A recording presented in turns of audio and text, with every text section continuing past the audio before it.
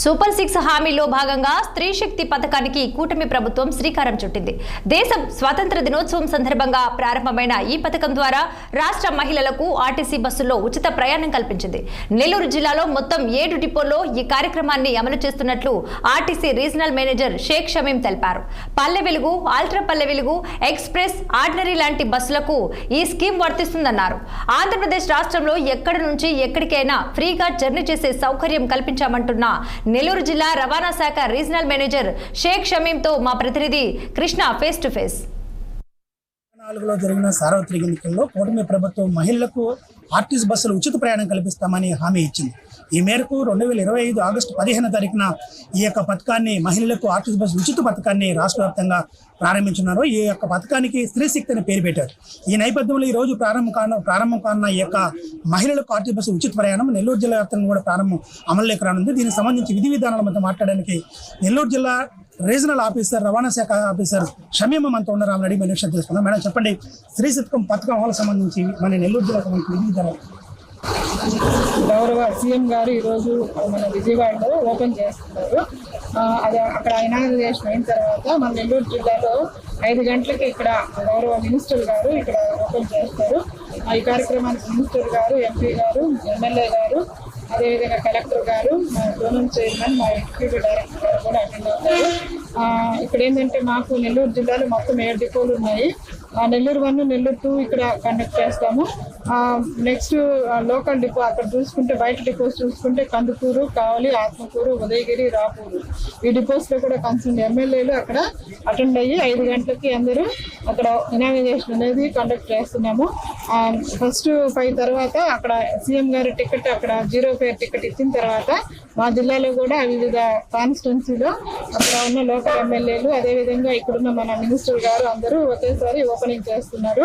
మన main bus station చూసుకుంటే మనం ఇదేంటంటే ఇక్కడ మాకు ఈ స్త్రీశక్తి పథకం కింద మాకు ఇచ్చిన ఇన్స్ట్రక్షన్స్ ప్రకారము పల్లెవేలు, అల్ట్రా పల్లెవేలు, ఎక్స్ప్రెస్ సర్వీసెస్లో ఈ ఫ్రీ పథకం అనేది అమల్లోకి వచ్చింది.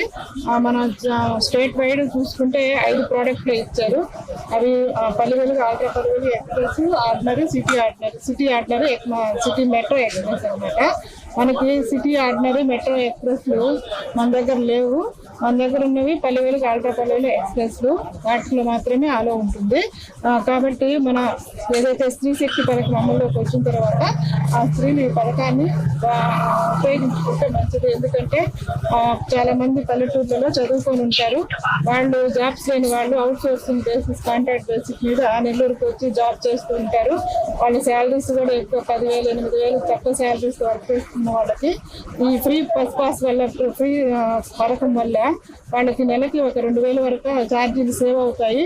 కాబట్టి ఫైనాన్షియల్గా కూడా వాళ్ళకి ఆదాయకరంగా ఉంటుంది.